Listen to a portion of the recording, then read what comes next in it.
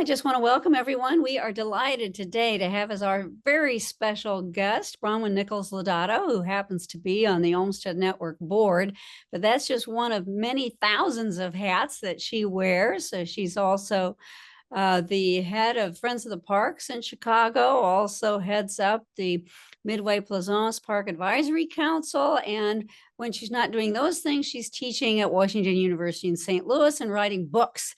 So this is a woman who knows how to multitask, and she is going to introduce us to a very exciting opportunity, the Bloomberg app.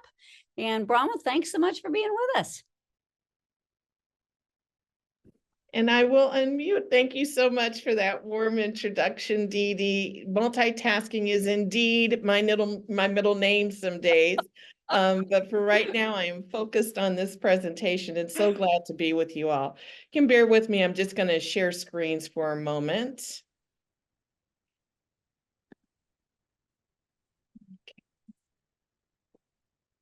Okay. Can everyone make out this slideshow okay? Oh, wonderful. So I've entitled kind of played around with different ideas for the talk today for the title to kind of get us all oriented. And I settled on the Midway Plaisance and the Bloomberg Connects app, a treasured Olmsted Park on a new world stage. And the reason why I chose this title and wanted to underscore the notion of the world stage is because, as you all should know, probably know, that the Midway Plaisance figured prominently in the 1893 World's Fair Columbian Exposition in Chicago. And it was really, at the time, Chicago's introduction to the world stage, right? It was looking to really establish itself as a global center of not just commerce and productivity, but also a center of culture, a place of beauty, right? And so the Bloomberg app kind of is a way of us having an opportunity to reintroduce the Midway Plaisance to the world stage, but via a digital tool. And so I thought it was appropriate to bring that lens as an opening for the talk that I'll deliver today. Move through. So I do want to share a little bit more about myself. Dee Dee, you did such a lovely job in providing an overview of my pursuits of late, but I thought it would be helpful as well to share a little bit more about myself and my background. So I grew up in the Bay Area, in Oakland, California specifically, and my family, my parents especially, got the kids outside, which I know for many sounds like a foreign concept these days, given all of the ways to engage in screen-based activities. But certainly I was inculcated with a love of open space and parks at a very young age. And it started with this image here in the my lower left-hand corner of the screen is an image of Nolan Park. And Nolan Park Zoo specifically was a very happy place that we visited often.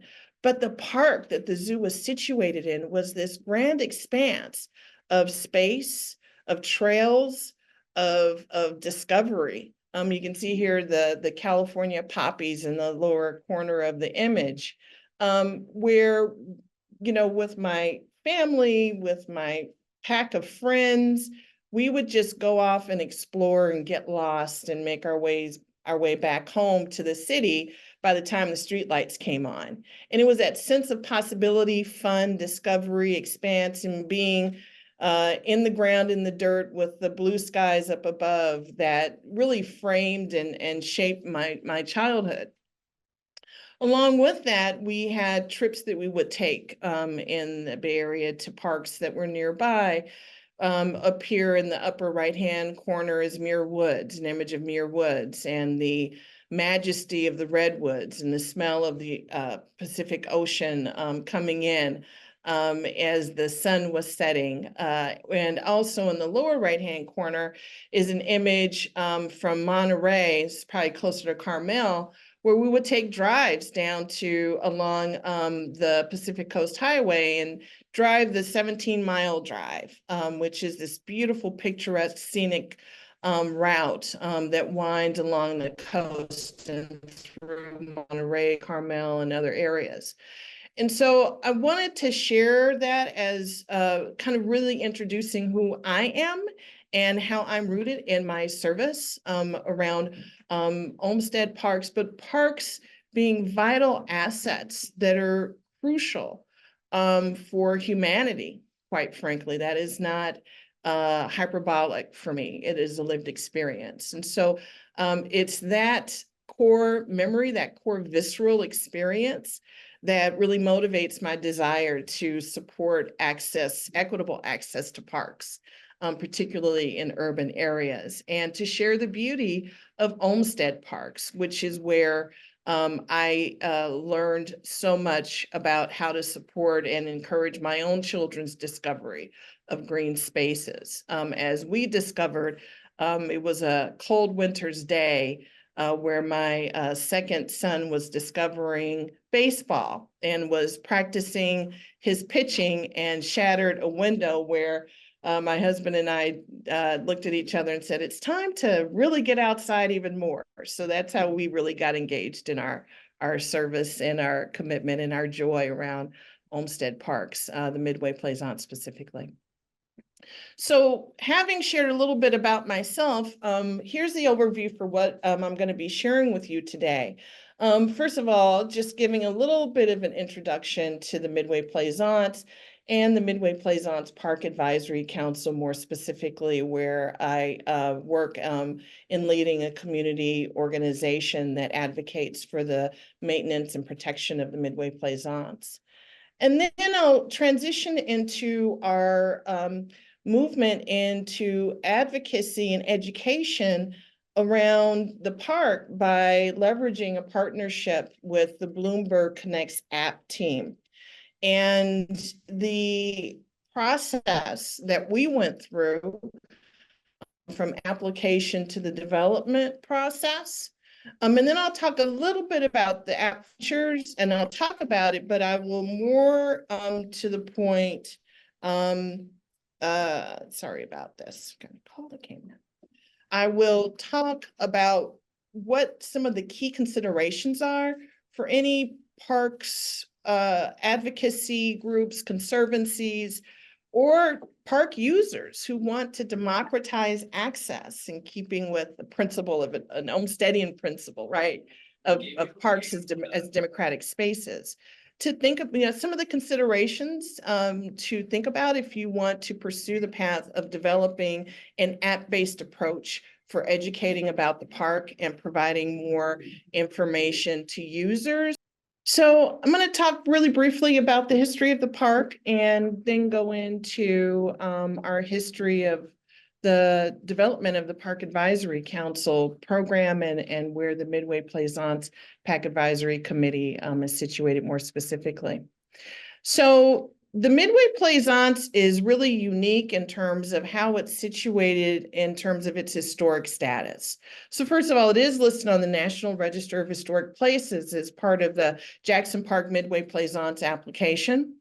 But it's also situated as an historic asset within Chicago's historic boulevard system, which is also listed on the National Register of Historic places, as well as within the city of Chicago's historic register. And so it is situated and looms large in terms of its historic value, but also its cultural significance, both nationally and within the city of Chicago and the state of Illinois. And so it's situated in this kind of, as a boulevard, as a park, but it's its identity as a park that permits it to have the Park Advisory Council operate in service to its protection and maintenance. And just a brief history on the City of Chicago's Park Advisory Councils. It came about as a result of the work of Friends of the Parks, which was founded actually by Vicki Ranney, who's an noted Olmsted expert, and Chicago cultural leader Lois Weisberg in 1975. And one of the undertakings of Friends of the Parks was its engagement in conducting basically like a census of all Chicago parks to ensure that there was equitable distribution of resources across the parks, and that they were valued as significant cultural, recreational resources broadly in the city of Chicago, but also anchored in the distinctive neighborhoods of the city of Chicago that cut across different racial, ethnic, economic lines, and broadly broken up across 77 different communities. And so in the early 80s, there was a consent decree entered into with the city of Chicago and the federal government, because there was a finding that there was such inequity and discriminatory practices in the distribution of resources and maintenance activities around parks that were situated in Black and Latino communities.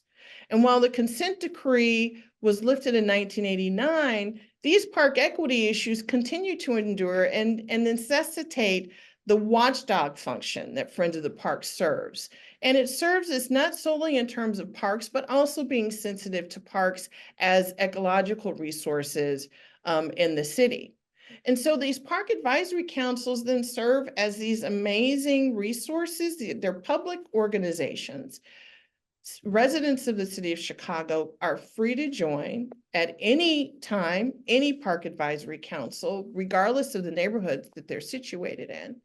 And at the beginning, when Friends of the Parks developed the concept of park advisory councils in the early 80s, there were 55 that were founded. And that number has now grown to 225 park advisory councils and growing. And it's in that system and in that forum of park advisory councils that the Midway Plaisance Park Advisory Council is situated. At the time that I got involved with the Midway Plaisance Park Advisory Council, or MPAC for short, it was in need of some serious TLC. These images that you see here kind of are before and after in an early cleanup operation, park cleanup undertaking in the early stages of the PAC's existence. This was in 2016. And you can see here, there was piles of trash. I think in that particular effort, we picked up maybe 30 or 40 bags of trash in and around the park. And so from there, we were able to incorporate ourselves in 2016 as a community-based organization, a park advisory council, where we prioritize park cleanups and advocacy. One of our significant battles and where we had a win was in 2018. We were able to successfully fight building a parking garage in the park that would have destroyed one of the key ecological assets in the park. It's wetland on the far east end of the park. But also that wetland, I should note, also serves as an important migratory stop for birds migrating through the Mississippi Flyway. But it also has served, the council has served it as an important site to share information about the park and to educate about the different assets and different resources, and to serve as a connector between political power and environmental justice, for example, as we highlight those ecological assets that are in need of protection. Women's suffrage also came up and is an active component of the park's history, as the Cheney Good Memorial Bench, which is in honor of women's suffrage in the state of Illinois, is situated within the Midway Plaisance. And so we play an active role in trying to make sure that there is awareness of this and other assets. I'll talk about those in a little bit. But making sure that there's a value for the Midway Plaisance as a Chicago park, right? That engages with political leaders, community leaders in service to park users, and certainly in service to seeing this park as a public park that is open to all and needs to continue to actively ensure access to everyone. And so part of that necessitates education. And so in 2020, we began an education committee, which I headed up, and it came out of conversations that I was having during the time that the PAC was operating or advocating to prevent the construction of a garage. And in different conversations, learning about how different communities and different groups experience the Midway in different ways based on race. The Midway is situated on the south side of Chicago. And while it borders predominantly Black neighborhoods to the south and to the west, it was very clear that many of those same members of those same communities did not feel a sense of welcome to the Midway Plaisance. In fact, some people shared with me they didn't know that it was a public park. They thought that it was a private park that was owned by the University of Chicago, which borders the Midway Plaisance to the north. And so from that, it became very apparent that it would be useful for MPAC to be very mindful and aware of the ways in which its work can help to serve as a vital tool to educate the community about the park's history, its Olmstedian traditions, the fact that it is a public park, and ways in which people can use the park for recreation and joy, believe it or not. And of course, embedded within all of that is underscoring and sharing out information about the fact that the Midway Plaisance does host a vital ecosystem. And so we did take on as a priority as a PAC to ensure that we were prioritizing the protection of the tree canopy in the wetland. And as I mentioned earlier, making sure that we were strong advocates for equitable park access for communities on Chicago's South Side. For sure, the Midway Plaisance is a four-season park. You can see in these images kind of the broad, the two ends of the seasonal continuum here with the beautiful verdant trees and grass in full bloom in the summertime. This is just one snapshot. Over to an image of the tree canopy of the LA and a snowman in the winter months, where we also have an ice skating rink that's active from November through February is usually when it closes. And so one of the real perks of this service, and I should note that being on the Park Advisory Council, it is all volunteer, is that it's an opportunity to really delve into the beauty and experience the fun and the joy of all four seasons, that the park really shines and shows different facets of its beauty for all who come to visit.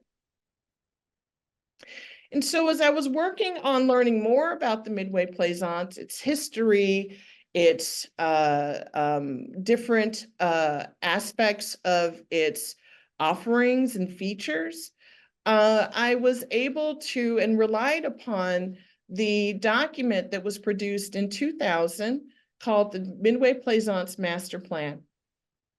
This document, which is available online, was developed as part of a community process over a year-long community planning process involving the Chicago Park District, the University of Chicago, Vicki Ranney, who I mentioned earlier, who was a founder of Friends of the Parks. And she was participated in the development of this master plan in her capacity as an Olmsted expert, and other community groups and community leaders who came together and hosted community members to really delve into the different features of the Midway Plaisance broadly, and avenues for thinking about its next era of beauty, joy, recreation, and park life, if you will, that was in service to the vision and needs of the community, of the surrounding communities. And I'm mindful of time, so I won't go into too much detail, but suffice it to say, it was indeed a blueprint. And there are many of the enhancements that are featured in the Bloomberg app came out of that master planning process and document to this day. And it still serves as a vibrant source of information about how to think about the careful planning for enhancements and the importance to the Midway and the importance of transparency in those practices. As part of the education efforts, early stages, I worked with students at the University of Chicago, the Phoenix Sustainability Initiative, to start thinking about more concretely how to share out what it is that the Midway is with families and with local school children, where schools could actually use some of the information and thinking about the Midway as an outdoor classroom that they could easily access. So this is like one of the early flyers that we put together that talked about and helped to define some of the key terms. What is recreational land? Trying to think about numeracy in parks. How do we help to enhance math literacy through activities in parks? And then other kinds of things you can do to just have fun. And I have to underscore again, it was important to activate the park as a community asset where many different interests and considerations for education could be pursued and explored. It's also important to know and to share out, and we were able to, the committee that worked together on the app, we were able to really surface a lot of really important information that would be meaningful and illuminate the deep, rich history of the park. So for example, certainly highlighting African-American history on the Midway Plaisance and at the World's Fair was something that resonated very strongly with the MPAC. And so it's just a couple of highlights from what we were able to share out and discover. First and foremost, we talked about the World's Fair, and we were able to surface this amazing document that was authored by Ida B. Wells, the famed journalist, with contributions by Frederick Douglass and others, which was the title of the pamphlet that was distributed by them was "The Reason Why the Colored American is Not in the World's Columbian Exposition, the Afro-Americans' Contribution to Columbian Literature." And this document, which is a fascinating compendium giving an overview of the, if you will, the state of African-American life in the United States in 1893, came about as a result of Ida B. Wells, Frederick Douglass, and others being denied the opportunity to have a pavilion on the Midway Plaisance that could share out and introduce African Americans to the world as part of this broader introduction of Chicago to the world. And so this document was, given that the pavilion was denied, in lieu of a pavilion, this document was written and distributed to visitors to the World Fair as another avenue of sharing out information and introducing African Americans to the world at the World's Fair. A more contemporary exemplar of African American history on the Midway Plaisance is the Dr. Allison Davis Garden, which was dedicated in 2005 and is situated at the far west end of the Midway Plaisance along Cottage Grove Avenue in Chicago. Dr. Allison Davis was a scholar of education in the social sciences at the University of Chicago, and he was affiliated with the Department of Comparative Human Development here at the university. Full disclosure, I obtained my Ph.D. from the Department of Comparative Human Development as well. And so it indeed was a full circle moment for me in many ways to work to protect the park where Dr. Allison Davis gardened, where the garden dedicated in his honor is located. Another data point or trivia point, if you will, about Dr. Allison Davis is that the movie Cast, if anyone has seen it, some of his research is featured prominently in the film, where he documented the lives of African Americans with a team of scholars, I believe from Yale, in the earlier part of the 20th century. And so his work was really groundbreaking at the time, in terms of really breaking down the role and impact of race and race discrimination and segregation in the United States. And as I mentioned earlier, women's history is also prominent on the Midway. Here's an image of the Cheney Good Memorial Bench, which is named after two women who were Hyde Parkers, who were strong advocates and were successful in bringing the vote to women in the state of Illinois. We've carried that forward to contemporary times, where we hosted in partnership, MPAC hosted in partnership with the Phoenix Sustainability Initiative, a talk with featuring State Representative Theresa Ma and Mrs. Jackie Grimshaw, two historic women in their own right. One quick note about Mrs. Jackie Grimshaw is that she was the intergovernmental affairs leader in the Harold Washington administration in the early 80s, and continues to be a vital, active political leader in the city of Chicago and the state of Illinois, and is a go-to thought leader and strategist for sure. And Representative Theresa Ma is the first Asian American woman to lead the Progressive Caucus in the state of Illinois. And so we had a really great afternoon of using the bench, the Cheney Good Memorial Bench, as a point of departure to reflect on how to think about women's suffrage, Chicago parks, and where there could be intersections in terms of activating democratic ideals and thinking about parks as spaces that can perhaps seed, if you will, some of those principles and next steps in action in a democratic society. And yes, that pun was intentional. Even with all of this advocacy, the Midway still remains a vital park, but also an endangered park. We recently were activated to try to protect the wetland located at the east end of the Midway. You can see it here in this image, right over here. The wetland has been drained, unfortunately, despite strong advocacy and support from many citywide and local organizations that sought to protect the wetland and sought to bring about a replanning of thinking about how to activate that space while also trying to, how do I put this, working to recover lost parkland in nearby Jackson Park from a construction project that was going on for the Obama Presidential Center. And so we remain very committed to thinking about ways to activate the east end of the Midway despite this current setback, and certainly continue to prioritize the ecological value of the Midway Plaisance in ways in which it can be threatened, in ways in which we need to be thoughtful about how we move ahead.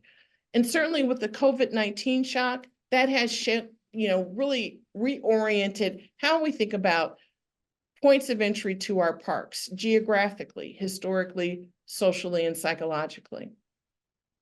And so this notion of democratizing access, thinking about how this cultural asset is experienced, was certainly top of mind when I encountered the power of the Bloomberg Connects app, and learned more about how it could be a vital service providing and enhancing access for informed engagement of cultural and artistic assets. Currently, there are over 550 organizations that have posted their content on the app.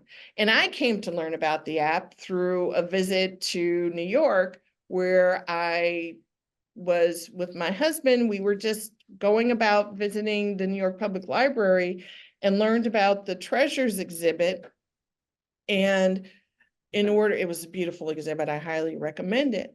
But it was while we were there that we utilized the Bloomberg Connects app that was designed for that exhibit to learn more about the different parts of the collection that were on display at the New York Public Library. And I was so taken by it that I went online and looked it up to learn more about maybe we could use this as part of our education efforts for the Midway Plaisance.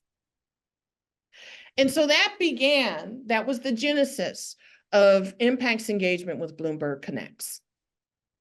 I'll try to move a little quickly because I know I was supposed to be trying to keep this around 40 minutes, but I may go a little bit over.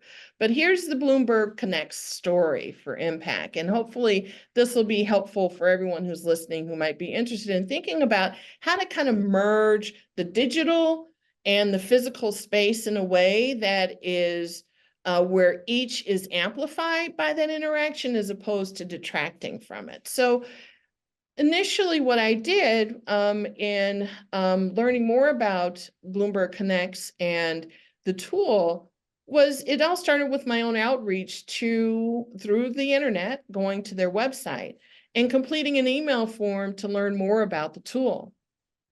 Within a few days, I received a response from the staff, and there is a process to determine eligibility for inclusion for utilizing the app and for developing the app for your cultural institution.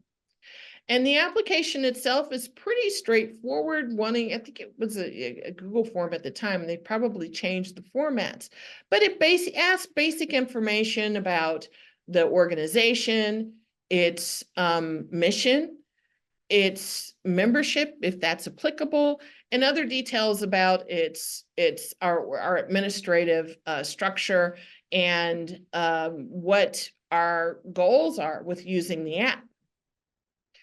It's important to know that the app itself, utilizing it, the development, is completely free at no cost. So I'm going to repeat, it is free. Bloomberg Philanthropy supports Bloomberg Connects and provides the staffing support, the training, as well as other resources that they make available to the user, to the Bloomberg Connects user community, to help enhance the marketing, not just the development, but the marketing and the updates to the Bloomberg app.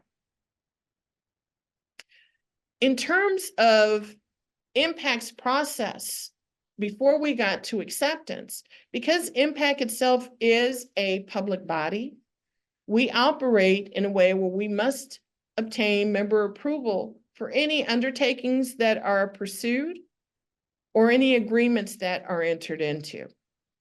And so once it was clear, before the application form was completed, and the notice of acceptance and all of those pieces, before we could move forward, we had to obtain approval from the body to enter into this undertaking.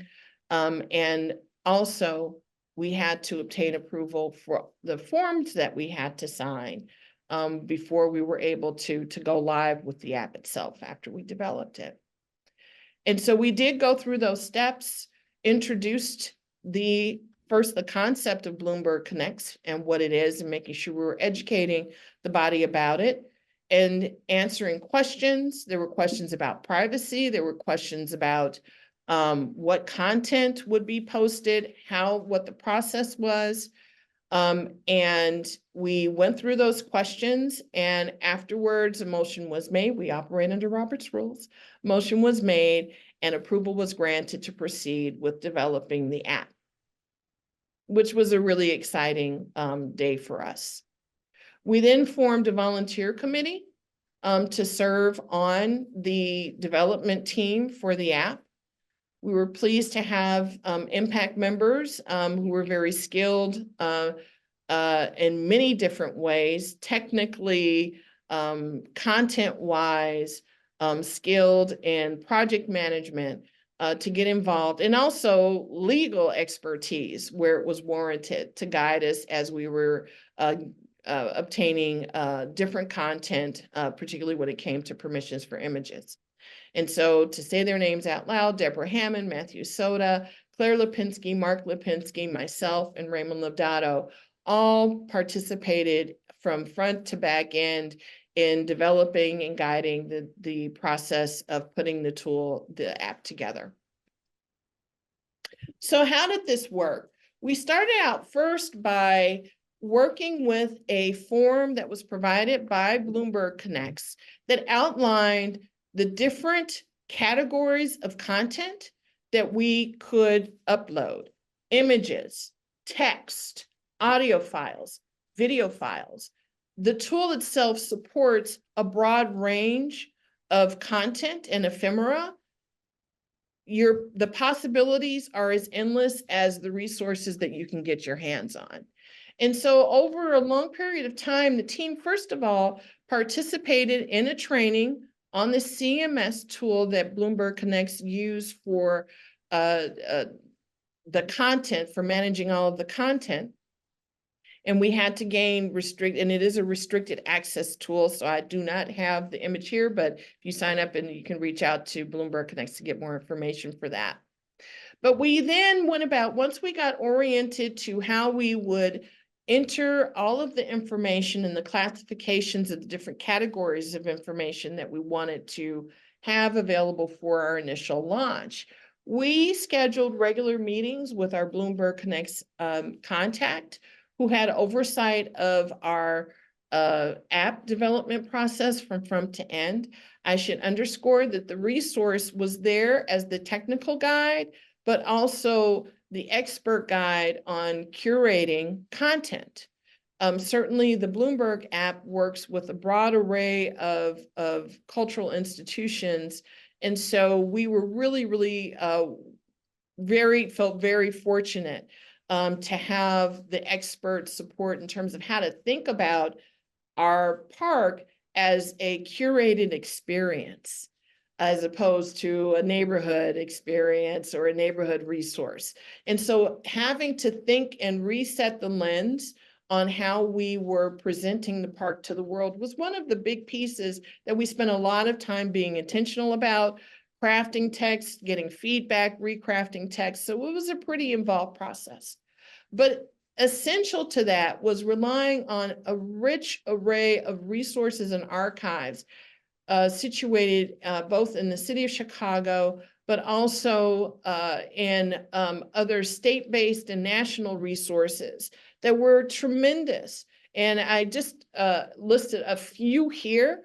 There were certainly others, but the Chicago History Museum, the Hyde Parks Historical Society, the Newberry Library, Friends of the Parks, the Chicago Public Library has an extensive collection on the World's Fair, the Midway Plaisance, Jackson Park, and that we will be continuing to add that information. We will continue to add that information after we get out of beta phase.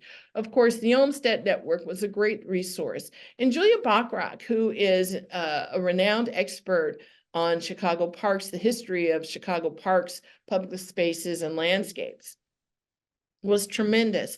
And so it was important to mention her by name. But also there were just a plethora of local experts and other archives that we were able to tap into as we came up with a way to kind of get our arms around what we would do initially from a phase launch perspective to get to that phase 1 launch of the app. I think that was one of the key things I would say about this experience, is because there is such a tremendous amount of rich resources. I think that one of the items that took the most time for the team was, what are the pieces we're going to start with, and making that choice. So if one is, I would advise anyone who is looking to take this on with a volunteer group, certainly if for those who have experience working in museums or conservancies, they're very well aware of this process. But it was a learning curve for us as a volunteer organization. But it was a joyful one, because everyone was just so keen to learn more and share more about the park with the public. So that kept us going in those moments of discernment of, what we had to leave on the cutting room floor, what we had to put in the file for phase 2. The other important consideration for us as we were developing the content for the app was we needed to ensure that we secured permissions for any and all of the material that we use, that were particularly with images, audio content.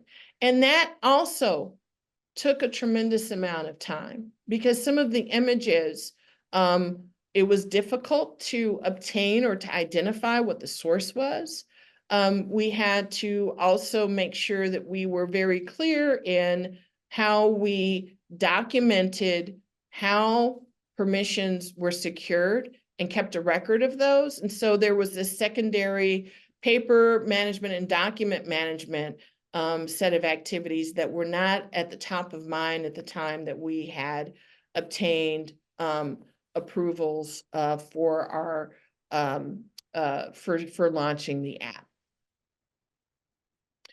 And so those are the two big pieces, just to recap in terms of the app, right? First was the application, getting out of the gate, I would call it, the application process, and for MPAC needing to make sure that we were getting appropriate authority to proceed in keeping with our status as a public body. And then the second part, once we had our volunteer team together, the second part was then getting our arms around the different resources that were available to us and making sure that we were following the structure for the input into the database system for providing the content and curating which sets of content or which topic areas we would want to feature as we were getting out of the gate, understanding that we would get better at this over time, we'd have more to add.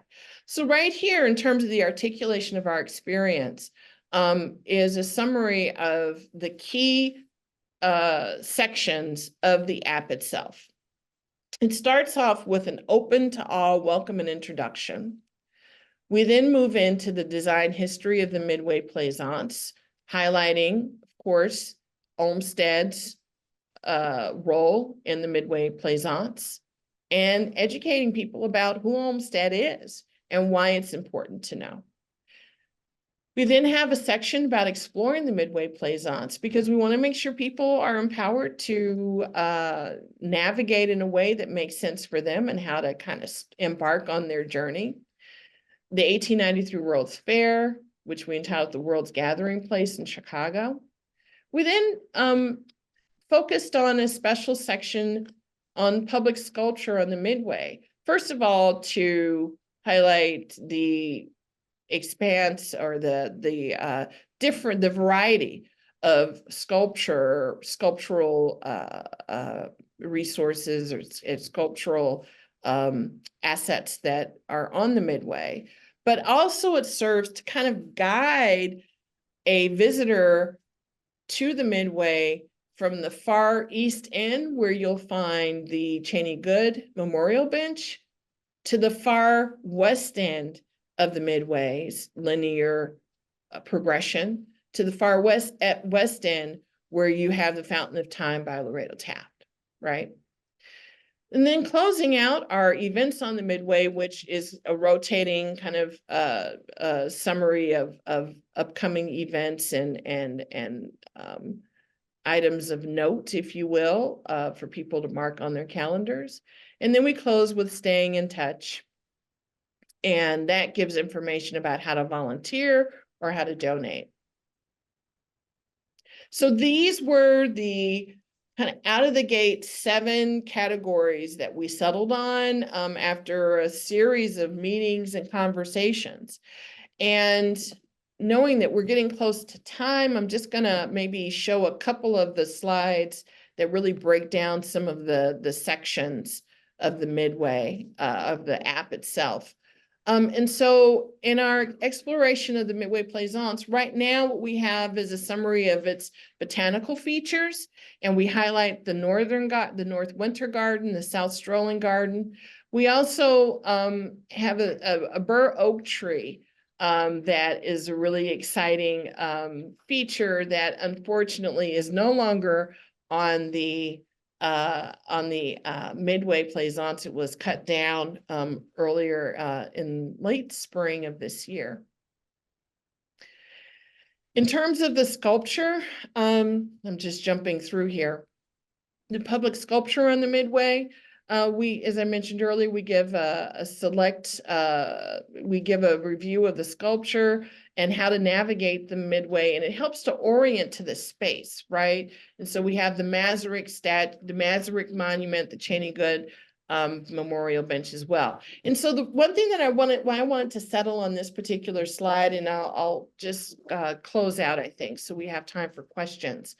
But I wanted to say that part of the feature of the app itself, when we're inputting the information, if you can think about a matrix, and I'm using my hands and you can't see me, but if you think about a matrix, any single item can be applicable to different components of the app, right?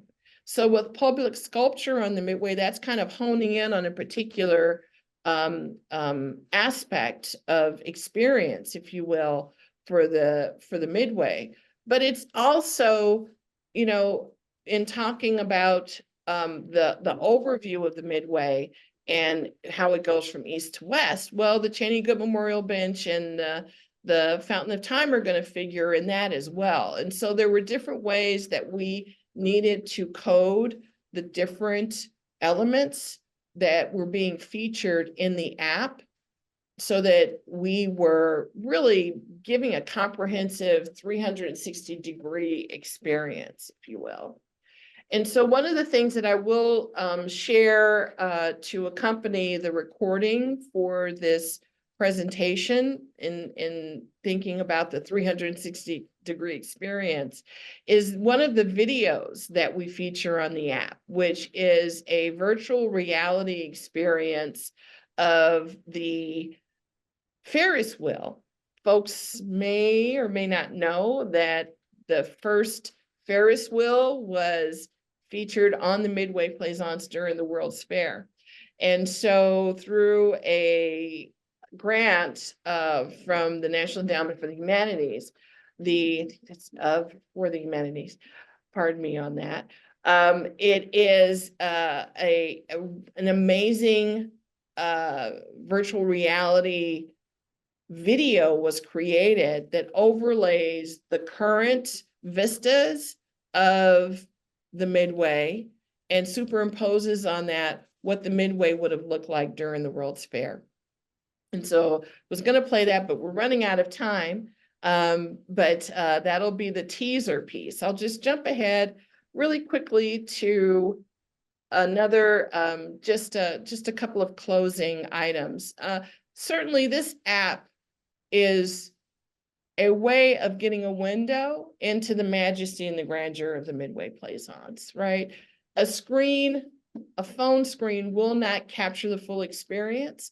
And so what we're trying to do, as I mentioned at the top, is to look at the Bloomberg Connects app as a tool to open visitors up to the broader experience of navigating the Midway Plaisance and exploring the South Side trio of parks in Jackson Park and Washington Park as well. And so we do not see the app as supplanting the in-person experience, but rather as augmenting it so that visitors who have a question about the Masaryk statue and the history of it, or the tree canopy, or want to know more about what really happened at the World's Fair, can have a tool in their hand that deepens and enriches their experience of the Midway and the power of it as a beautiful landscape more broadly.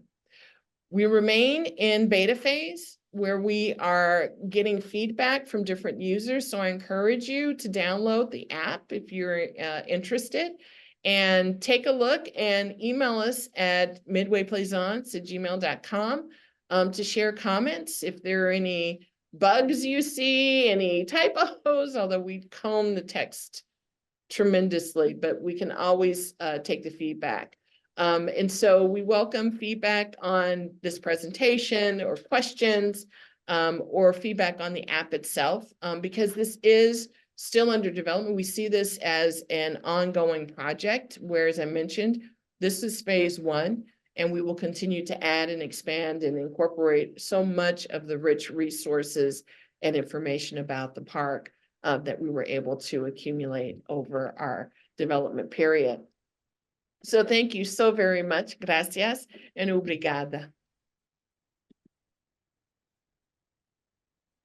Fantastic. Fantastic. So let's open it up to questions for Bronwyn. Really very exciting. I know we're all going to race to the app. Oh, do we have questions?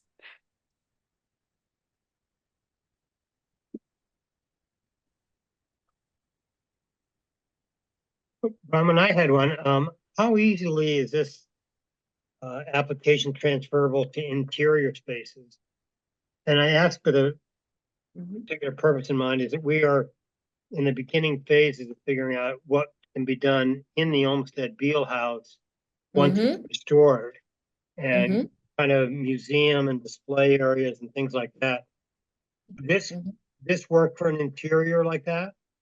Absolutely. Wherever like you have a cell phone that can pick up a signal, the app will work. In fact, when I was first talking with Bloomberg Connects, because I had used it at the New York Public Library to navigate the exhibit, and I said, "Are you sure this is okay for parks?" And they said, "Absolutely." And they gave us a few exemplars to take a look at. So it is navigable and useful in a broad array of physical environments where a cell phone connection can be picked up. Well, if it's okay with you, I might tap your experience to talk to some of our group about how we can use this for ours. Absolutely. And Okay. the other thing I would add too, and I didn't underscore this, is that it is in use around the world.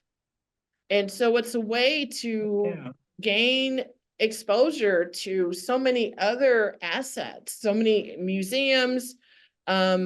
Central Park is just, from parks, Central Park has an app, a Bloomberg page. But yeah, no, it is tremendous. So it's a great way to get your institution, your organization out there into the world. Great. Thank you. Sure. Happy to help. And we have recorded this as well, so you can go back and revisit. So great. Well, it's just fantastic. Bronwyn, thank you so much for sharing this experience with us. I think this has so much potential for so many of us. So I think we are excited to learn about this asset, and I suspect we'll start exploring not only your app, but maybe thinking about using it elsewhere. So thank you. It's my pleasure, and feel free to reach out with any other questions that may come up. I'm happy to have others benefit from what we've learned. Terrific. Thank you so much. Thanks everybody for joining us. Thank you. Bye-bye. Thanks. Bye.